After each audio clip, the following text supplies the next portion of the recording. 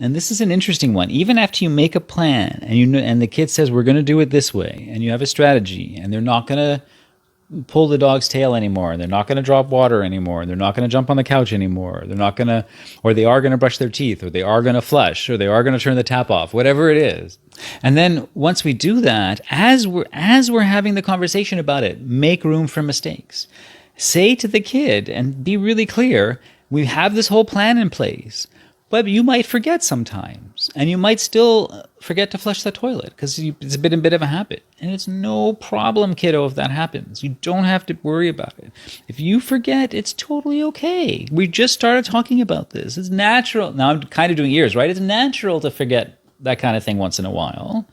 I don't think you're always going to remember. I'm the same way. Now I'm doing R. I'm the same way. I forget things. I make a decision to plan and do something, but the habit takes over and I don't do it right away. So it's totally okay if you forget a few times. It's a habit. We'll just keep practicing. No problem.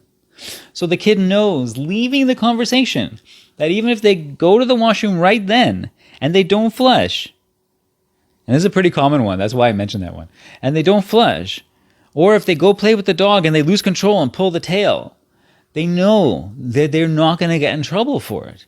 They don't have to hide from you, even because the thing is, because normal parenting is, we just had this conversation. Just like 10 minutes ago, we talked about not pulling the dog's tail, and you went straight and pulled the dog's tail. No, we don't do that.